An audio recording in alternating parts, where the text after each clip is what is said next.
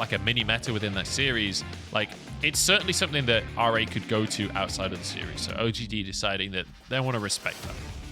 And RA on the blue side this time are going to prioritize first picking that ADC role for iBoy and giving him that comfort champion, giving him his Kaisa as well. As it's much different when you have those versatile tools as the Kaisa, right? You didn't have that necessarily on the Vayne. I like this pickup for iBoy. The question is, I was going to say the Tristana is on the other side, and you haven't banned that one away. I would like to see something like that Tristana, like that Xayah come through with that little bit of safety, and it is going to be the Xayah for Kramer. So changing up a little bit from the Jinx this time, but that Orianna is going to complement the Xayah very well.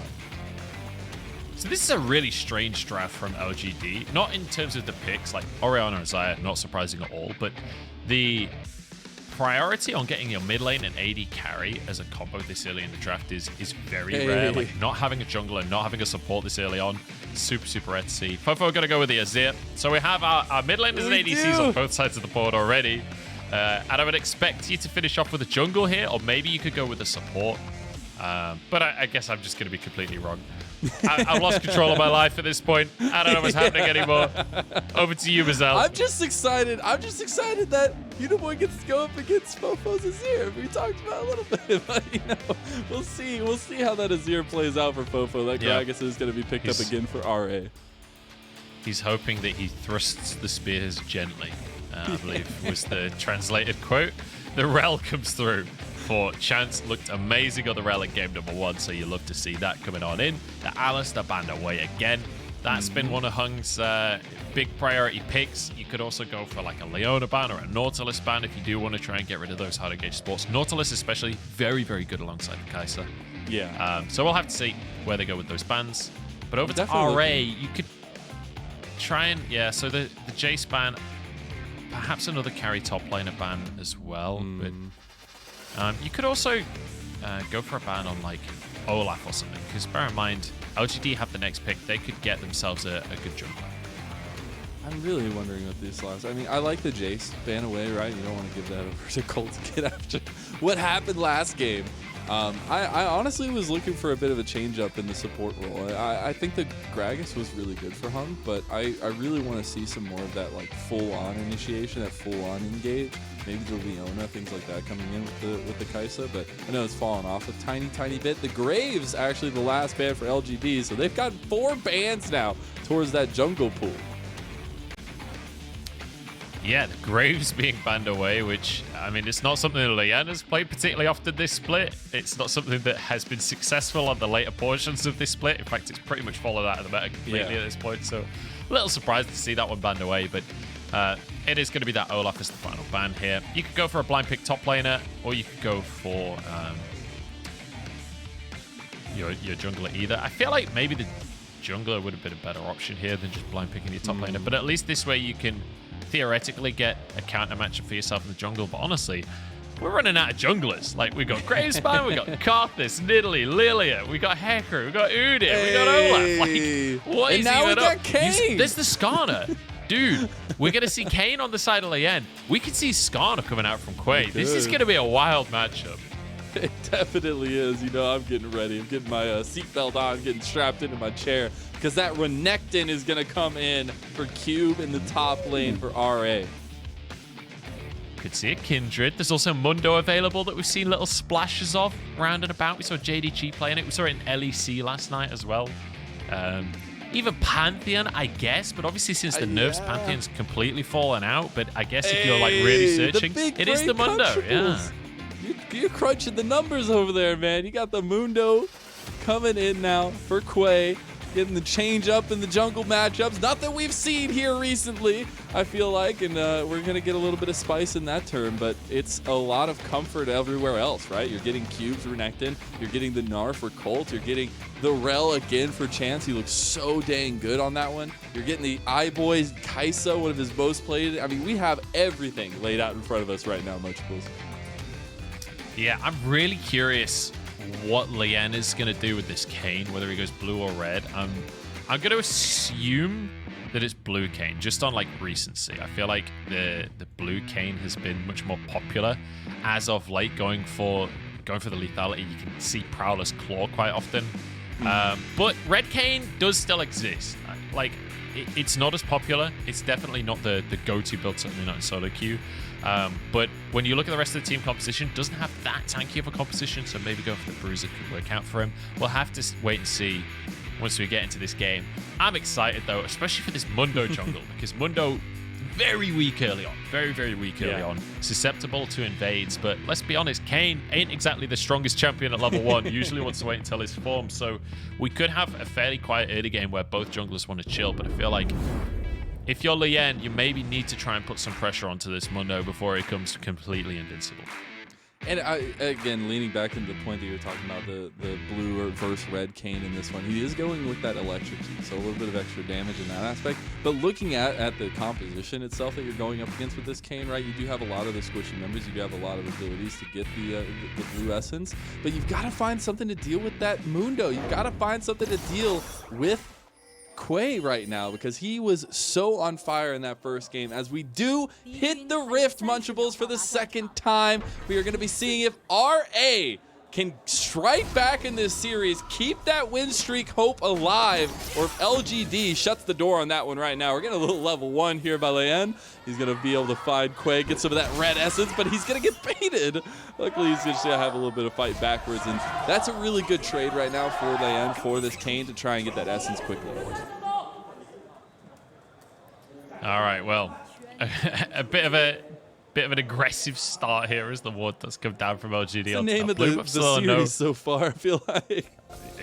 Yeah, and you can see electrocute there for Leyan. This guy's going blue Kayn. None of that red Kayn nonsense. That would have been Conqueror. He's going Assassin, the Shadow Assassin, stepping onto the stage. So, Uniboy, Kramer, watch your backs, because he could be anywhere. Let's take a look at the compositions, though, because once again, Uniboy on this Orianna is something that's very comfortable for him. Similar comfort on the opposite side with FoFo's Azir as well, but both scaling mages can fight for that prior. I believe Azir can get prior in the mid lane, though, against Orianna, although, again, I'm not an expert here, guys. I am a play-by-play filling in the color roles, so give me a bit of breathing room here, but you can see, look at this, level 1 from iBoy and Hug. We talked about them being a strong bot lane duo, and knowing that they have the advantage against Xayah early on, and Chance get bullied out of the lane. Oh, yeah, that feels bad. And honestly, it's right back to where I feel like iBoy and Hung feel really comfortable right now. Yeah, the Vayne was really good, right? They got that level 1. They got some of that early advantage, some of that early pressure. But right here on the Kaisa, like this is the bread and butter, right? Yeah, I mean, the Kaisa. The Gragas also worked quite well with the Kaisa. Obviously, it's not the classic hard engage support that you think of, but the knock-up still stacks the plasma from the W for iBoy, so he's still able to benefit off of having a Gragas alongside him in the lane. You still have those super fast burst trades where it's just an auto, a Q, and a W from iBoy, the knock-up from Hung. That's your 5 plasma stacked up, and you get the bonus damage. So really, really high value trades on the bottom side. On the top side, though, Renekton versus Gnar. It feels like a while since I've seen Renekton versus Gnar. This was like every single top lane towards the start of the split. It feels like the pool has expanded much more, but I almost feel back at home watching these two go at it. Gives you a little bit of that comfort there, especially a little deja vu potentially here. But yeah, it's going to be an interesting one, especially I thought maybe we might. I know we were talking a little bit more about how the junglers aren't necessarily looking for that early game, early pressure. They want to wait till they get a little bit further along. But I was maybe hoping we were going to see something top side, but it is just going to be the reset from Quay. Had a little bit of pressure under the tower there from iBoy and Hung, but it's not going to come to anything. They are looking to secure this double scuttle right now for Rare Adam, though. Yeah, double scuttle coming through as Hung is able to get that. Leyan on the way, but actually Quay is nearby. Might be able to arrive in time. I don't think so, though. Should be able to be finished off by Leyan before Quay can actually arrive. It's going to be close. Yeah, gets away with it. Quay arrived just a second too late, and now he's going to try and chase Leyan out of the jungle. He's mad about this one. He's like, you take my scuttle and take your jungle. As you got to be really careful, though, because FoFo's waiting to support right there. He's got to know he's away from the lane, but it is going to be Quay who gets something back from that trade. God, I've just noticed that Mundo skin is real annoying because he has one of those animations where it looks like he's got Rift Herald and it's actually just his hands are purple. Same with Lichbane. I don't know why all of the hand animations are purple in this game. There are more colors than purple, guys. Can we have a little clarity? Nah, it's all about purple. Come on. Oh dear. But yeah, either way, we are seeing a bit of aggression on both sides. I'm not going to lie. I don't know the ins and outs of Mundo versus Kayn as a jungle matchup. I'm just here for the ride alongside you guys. Kayn's moving down to the bot side, though. It is. He's found the gank. He did use that a decent amount of mobility to try and get down to that bot side. LGD luckily able to sniff that one out, though. And Kramer and Chance back away before any shenanigans can come afoot. Actually, he stayed back. Okay. I was going to say it was like a split-second decision if Leyan wanted to stay there. Does not decide to. Just gets the reset out, so that'll be nice for the Kayn. But you've still got to see this Essence development starting to come to fruition, Munchables. I need to see that Essence gathered up by Leyan early. I'm pretty sure that's what every player that's like sub-level 30 is saying as well. They just need more Essence. They need to see the Essence coming on through. Need to unlock more champions. Leyan, certainly, I would assume he's unlocked the champions. He's on the tournament server, so you'd hope so at very least. I'm pretty sure he's even unlocked Viego. He's just not allowed to play it competitively yet. That on your screen, on your literal monitor, that space where Viego is, it's just blacked out. You think it's a smudge, but no, it's just gone. We've seen a few hovers, but it's not allowed to be played just yet. I'm hoping we get to see it, though, because here's the thing. Here's the rule. For anyone that doesn't know how this works, before MSI, every region needs to have played Viego in their... Every region that's participating in MSI needs to have played Viego competitively, or at least had the option to play Viego competitively. We're going to gank on iBoy. I'll stop talking about Viego. iBoy's in some serious trouble. We'll get back to that Viego point, but, you know, the bearing up hands of Quay are going to be too heavy to deal with. That's going to be a kill going over. iBoy gets caught. So that's an unfortunate start for RA, and that first blood will go over to LGD. Yeah, good stuff from LGD, and off the back of that first blood, Quay can happily start this Drake up. Nothing that Leyan can do about it. He's going to search for some Krugs, but he's going to find that they are not up on the map right now. Could look for a dive instead. Maybe get a little bit of revenge for Cube for what happened in game number 1.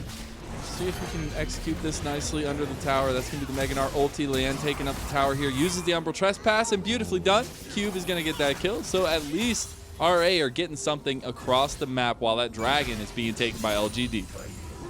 And really, really crucial flash coming out from Leyan there. He was out of range of his Umbral Trespass. He had to flash closer to Cult to be able to use that ulti so that he dropped the tower aggro. That was very close to going badly, but nice mechanics out from Leyan, as you would expect. And he's able to get away with it. So, Dragon for a top dive, but importantly, top lane going the opposite way around this time. Cube with an early kill. Very different tale of the tape from game number 1 as we're going to be diving into that replay of that dive and see that expert flash that came out from Leyan. Yeah, so you see that the flash forwards to get the Umbral Trespass so that you can dodge the tower shot. Nicely done on the side of RA as we get the replay going on through. So I want to quickly re-mention the MSI point because I feel like I didn't finish the point I was making, and now people are going to be wondering what I was on about. Yeah, so Viego, he needs to have been at least available in every region that will be participating in MSI for him to be available at MSI. So if you want to see some Viego at MSI, be praying that we get to see it in some major regions first, because otherwise it won't be happening. So fingers crossed when it comes to playoffs, we'll be able to see that. When it comes to 11.6, we'll hopefully be able to see him here in the LPL. Yeah, that's the moment we're all waiting for him to come through those curtains that he's been behind for so long, and really wanting to see how that meta develops, especially with him being in it. See who is going to be prioritizing that, because it's really interesting. At the beginning of the season, or when Viego was first coming out, when I was getting involved here at the LPL, I was having conversations with my friends. It's like, Viego could be so good for the LPL. It fits that aggressive style that we've always looked for the LPL. So we'll see in the future how that goes. But speaking about aggression, Leyan's up here, back on the top side, back up here with this Rift Herald, wanting to get some gold for Cube. And they're going to be able to get first tower here. There is absolutely nothing that Quay can do to answer this one. Although, Leyan decided not to drop the Herald. I'm a little surprised. Maybe just going for a repeat gank, but Cult rightly so, is just going to respect this. Yeah, that was a little cheeky from Leyan, honestly, to expect anything other than respect from Cult there. This will be the tower going the way of Cube, getting the solo plate before the Herald charges in. First tower of the game, now dive on the bottom side. Oh, maybe not. We're looking to set that one up, but full off of it. And yeah, as you said, that first tower going over to RA feels really good. They've got a decent lead for themselves in an early game that has not been as crazy as chaotic as we saw in game number 1. And they've developed a little bit more than a 2,000 gold lead. So it feels really good right now for RA. And you've got some leads in some of these lanings, especially the CS differentials are slowly but surely coming to a great place for RA. Now, RA feeling good in this one. They've got comfort across the board here. You got FoFo. I mean, we talked about iBoy having the second most solo kills of any AD carry in the league, right? Kaisa is one of the big reasons for that, being able to use that killer instinct aggressively to force plays. Colt's in trouble. No, he's not. He's fine. He is indeed fine. He's just going to step away. But I was going to let you continue on your analytical point. So the point I was making before was just that iBoy, very good on the Kaisa, in a great position. Same for FoFo on this Azir. You can see already a 15 CS lead for himself, getting well on the way towards his first item. And RA, sorry, they're quite happy to play this fairly slow. They have a huge lead in the top side now. They've opened that map up already. You can expect Leyan, once he's able to get into that Shadow Assassin form, he's going to be able to be so proactive in this game and ruin the game for Uniboy and Kramer. It's going to be so difficult for both of them to play around Leyan. When we get to these team fights, you got to be watching the flanks. Leyan does not want a front-to-back team fight. He wants these like messy skirmishes where he can dart through walls and dash around and find lone players to assassinate. Yeah, you even see the pings coming down in mid lane. He's been staying here for a little while. We might be getting the dive here. Does have the Umbral Trespass available. Can make that dive really, really easy, really nice, but not going to scoop up that blue essence. Doesn't want to overcommit too much in a space where LGD could have responded, right? You have Quay heading back there. They didn't necessarily know that, but that response, when you don't know those things, that's what makes those calls so iffy. To the bot side, Leyan is hanging about. So Leyan, again, still not in his form just yet, so not the most terrifying version of Kayn. But he's going for that Mana Moon as well, so he will take a little while to properly come online before he's absolutely one-shotting people. But trust me, later on in the game, he will absolutely one-shot people. Unless RA falls really far behind, he is going to be a terror to deal with for those carries on LGD. But let's look at LGD's composition holistically, because I think this is one of the most like standard front-to-back compositions that we've seen in a little while in the LPL, where we have this Gnar, this Mundo, this Rell, these big tanks with a lot of CC that they can use to set up team fights. And then you've got the Orianna and the Xayah, who very much fit that style of just consistent DPS on the back line. On the other side, RA, completely different style. We got to fight for the dragon. They might try to fight over this. That's actually going to be secured by Leyan, but the fight could continue. They're stuck in the pit. iBoy has no way out. He uses the killer instinct, but only to reposition. The casket's huge. Can they get the kill? iBoy's still alive, but he finally goes down. LGD have taken the fight. The Featherstorm over the wall is going to be so nice from LGD, from Kramer, but he's going to go down to FoFo. He's thrusting those spears right into the face of LGD. Can Uniboy get out of this one? He's just going to give over all that juicy essence to Leyan. And RA are 4-2 in this match with a good gold lead and a great fight. Yeah, you know, we talked about this front-to-back composition from LGD, but the thing is, you've got carries across the board that need to scale. Kaisa's perfectly fine in the early game with that Hail of Blades. iBoy kind of messed that one up a little bit. His flash was not ideal and ended up getting stuck in the pit, but it didn't matter because Cube on this Renekton was able to sit in the middle of everyone for so long. Take another look. So the fight is engaged a little too late. Like, we've got a jungler there. Leyan's able to easily get the smite. TP only just being channeled from RA, which is why it looks so good for LGD for a bit, right? But Hung, that explosive cast ruins everything for LGD. Then Cube is able to get in the middle of everyone, ruin their day. Kramer desperately trying to carry the fight, but FoFo's over the wall with the soldiers just able to finish him off. And then, I mean, there's nothing Uniboy can do. And Leyan's just like, oh, blue essence. Yes, please. Give me that.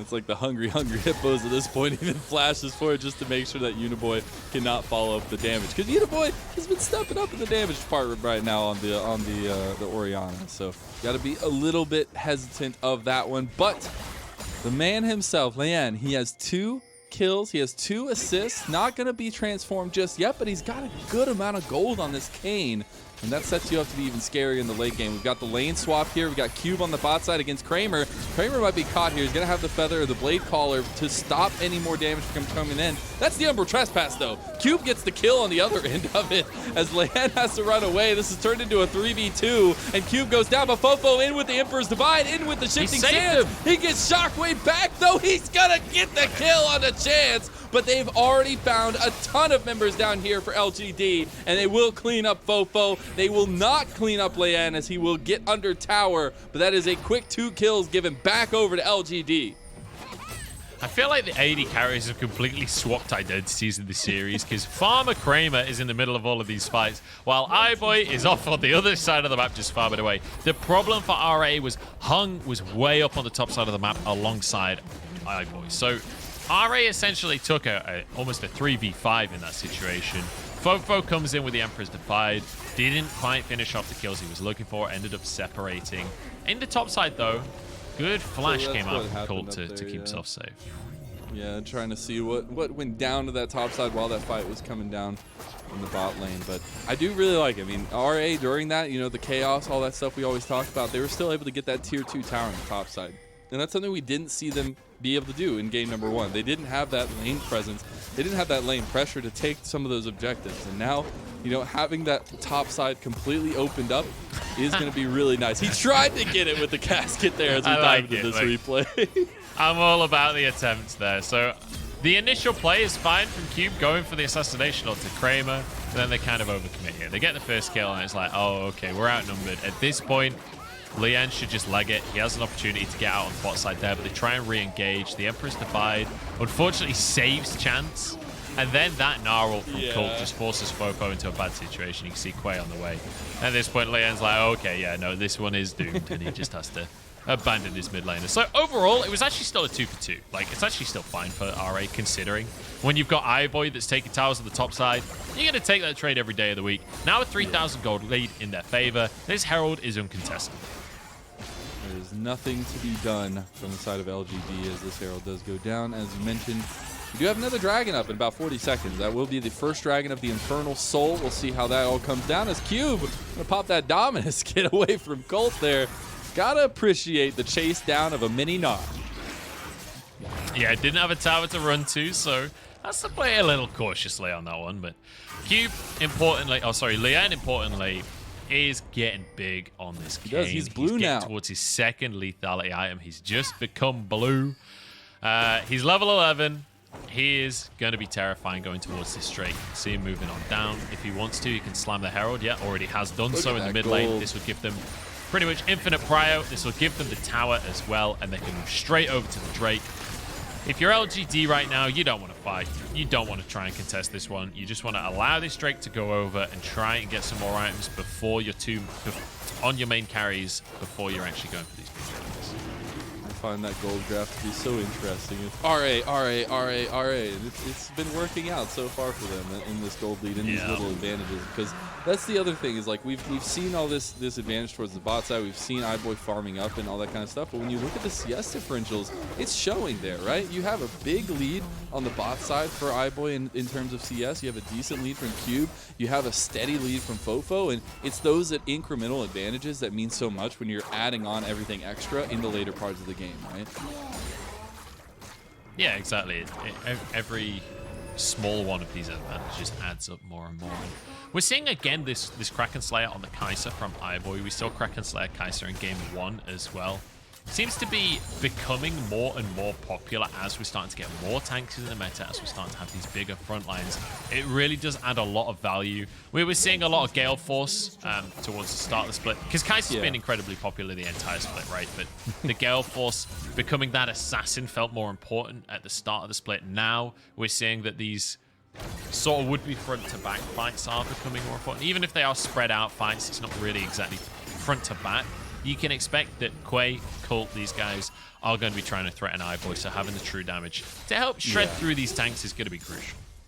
And I think that's one of the worries for me when you're looking at these team fights is like iBoy's positioning, iBoy's aggressiveness can sometimes get him in those sticky situations. And when you're up against beefy bodies like this, it's not where you want to be. Cube finding himself against those beefy bodies, though. You got a shockwave coming out from Uniboy.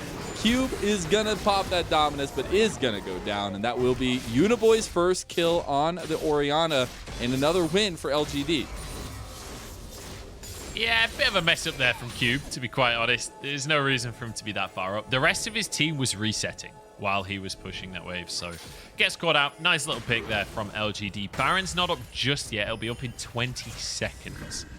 Whether or not LGD really could commit to that is a different question, though. Does he get away with that? Yeah, I didn't think so. It's a cheeky attempt, but denied. That feels so bad. I love the attempt from Chance to get out of there, but FoFo is going to get the kill. His third of the game now on this Azir, and it feels really nice. It really does. That is a beautiful cast coming out from Hunk. They found Quay as well. Oh my god, the blue Kayn damage on the Mundo. iBoy, of all people, is going to get the kill after Killer Instincting in. And that's exactly the namesake. They start up this Baron. RA are ticking up that tempo. Yeah, they are largely charged. Leyan has the Eclipse. Everything's feeling good right now. The Baron will go down immediately. Shockwave, but yeah, no real contest available, let's be honest. This is starting to get out of control. RA are just so far ahead. 7,000 gold lead. You saw the blue damage, Kayn. You called it out beautifully in that one. And it's starting to get to the point now where even though LGD start that all off, getting a pick at the top side, the rest of everything fell apart.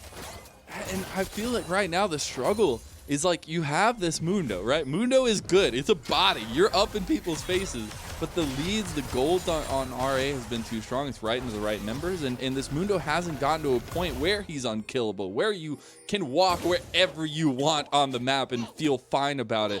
And especially after that last kill, the confidence for Quay is going to be down. And I want to see how that affects the decision-making for LGD. Well, the decision-making for LGD, I don't know. I think the only decision they have to make is how long do we want to allow this one to go on before we go next? Because I'm not going to lie, it's not feeling fantastic. Against this Baron, this is going to become incredibly difficult. I'm, of course, memeing because they do have a lot of late game, right? They have a lot of scaling. But the problem with that is they are 7,000 gold down. We're 21 minutes into the game. And it's not like the RA comp doesn't scale, right? You've still got an Azir there. You've still got a Kaisa. It's not like this team is going to fall off massively. Sure, you've got a Renekton, but Renekton doesn't fall off anywhere near as much as he used to with the new items. And this blue Kayn, he's only just getting into his stride, right? The 2 lethality items as the knockback comes through. They can just siege this all day long. Yeah, now that Kramer doesn't have his primary peel to him, he has his flash still, but he doesn't have that Featherstorm anymore. You gotta be really careful on the positioning for LGD when they do approach these fights. But Cube and Leyan do find that tier 2 tower. Cube might have overextended here. You got to deal with that. Leyan's coming back in. The shockwave does land, though. LGD have found a couple of kills, potentially. The Umbral Trespass came out. The flash immediately after from Leyan. That Void Seeker does go wide by iBoy. Do they want to follow this back up? iBoy does. He's right in the front of the fight, but that's not where you want to be. As he's going to walk away from that one. It looks like things are going to calm down just a little bit here while RA was trying to find something. LGD are trying to capitalize on RA staying towards that bot side. Cube's been feeling a little bit square in this game, honestly. He is constantly overextending and getting caught out for it. This will be the Drake taken, but iBoy has no way out. Punish.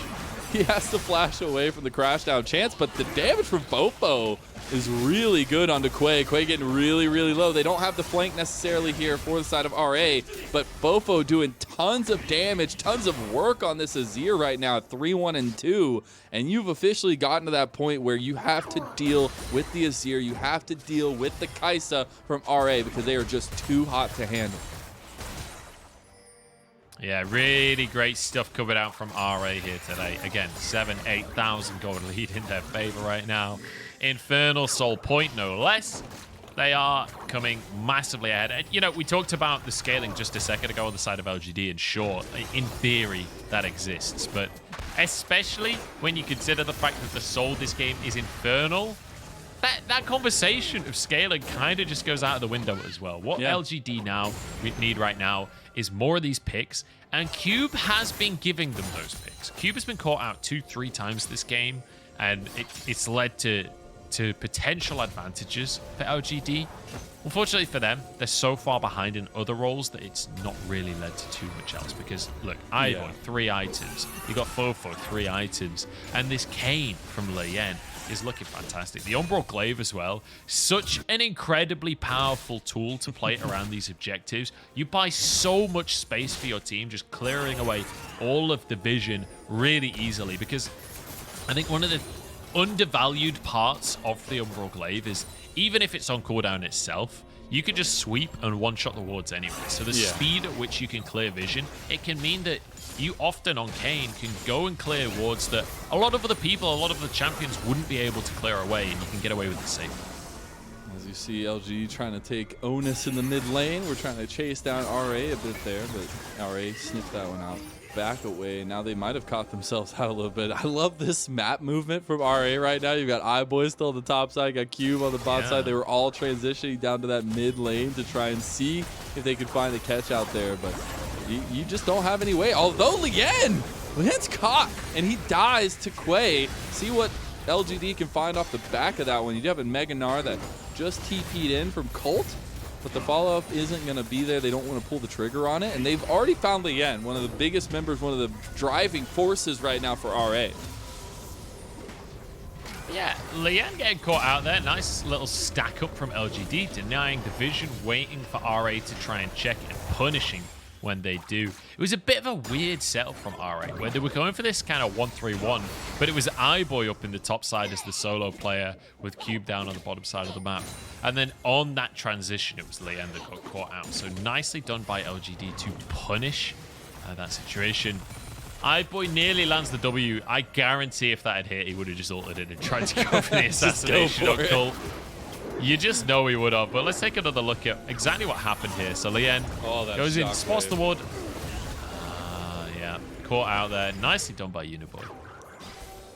Really, really nicely done, and unfortunately they couldn't get the distance on that charge there from Leyan, but it's a really good call from LGD, and now they feel a little bit better about pressing up in this mid lane, trying to get some of that vision control down that they have been lacking a bit. And immediately, as we're talking about that, maybe Caster cursing a little bit, RA show up in full force in mid lane. Yeah, so here's the thing, right? LGD, they found a couple of picks. That's all fantastic. They are still 8,000 gold down. We're still on Infernal Soul point. The Drake's coming up in a minute. Baron is on the cards, and LGD basically have to potentially challenge a 5v5. Look at the flank TP. Yeah, he's been sitting in here waiting. He's already got the dominance popped. He's already into the back line. There's the Umbral trespass into the back as well on a chance, but they've got the damage from FoFo. They've got the killer instinct from iBoy. LGD get wiped off a Summoner's Rift, and RA take their place. What a fight, what a lead, and what a smack back from RA in this game number 2. That was like League of Legends literal interpretation of what a blender looks like. Everyone just climbs in together, and it's just absolutely LGD getting mashed up by RA. They can run it all the way in. This is going to be the end of the game. Yeah, this is going to be a quick, easy one. 28 minutes in. RA pushed up that pressure, pushed up that tempo by starting up that Baron, by starting up the fights. Leyan on the back of upgrading to the second level as the Kayn. It is going to be a easy win for RA here. They pushed LGD all the way here now to 3 games, and their dream of keeping that win streak alive is still going. You love to see it. R8 feeling better in game number 2. It was a dicey game 1, let's not lie. LGD pulling themselves ahead. But do you know what?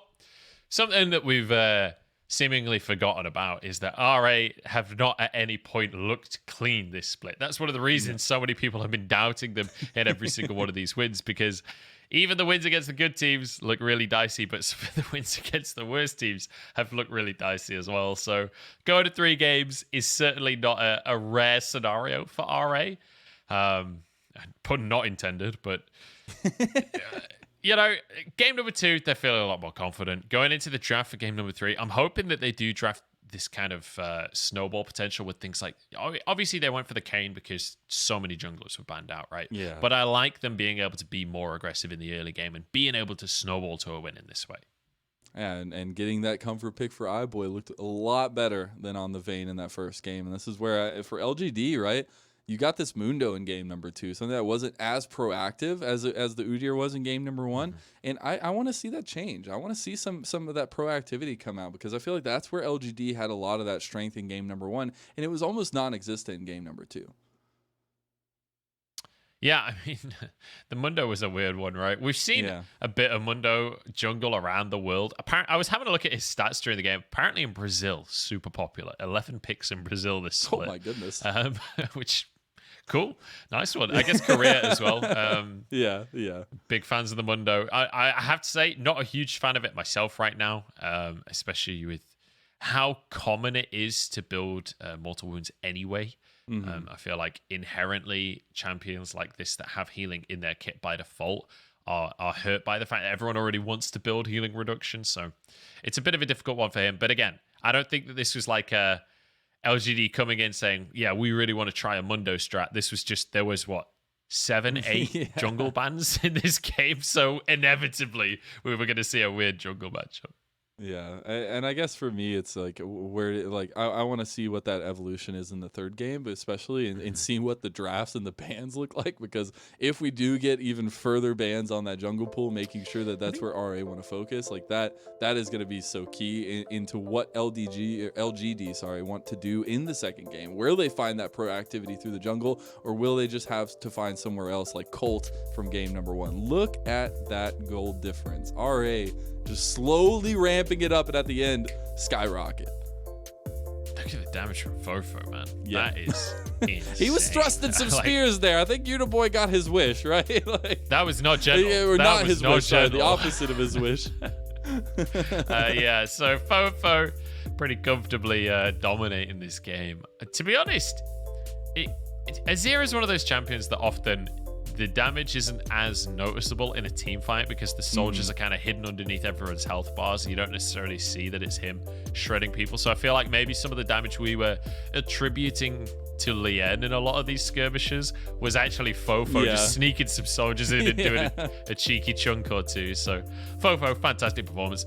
This is kind of what you expect from FoFo when it comes to the Azir, though. Like, Azir, very much one of his comfort picks. We saw that from Uniboy in the interview at the start. So FoFo looking fantastic on the Azir, as you would expect. Yeah, and the other stat that stood out to me on that one was 9-1 in towers. And in game number 1, we saw RA struggling to get those towers. This game, they were like, we take all the towers. We don't leave any of them. We're trying to take as many as possible, get those leads. And I hope that we get to see some more of that in game number 2, but especially from both of these squads. You know, that early game advantage, that early game skirmishing, I want to see that come back. Yeah, I'm hoping we get to see RA going with another snowball win here, or at least a snowball composition, regardless of who wins. I'm expecting LGD to go towards this late game again. This seems to be their bread and butter, but I'm hoping RA put their best foot forward and try and play fast, because that's when you feel like you really get the quality RA gameplay. And I was so excited about game number 1. I wanted to see more Kramer v iBoy action in those late game team fights, but we're going to have to wait to see what happens in game number 3 as we send it to a little break. As we step away, we'll be right back.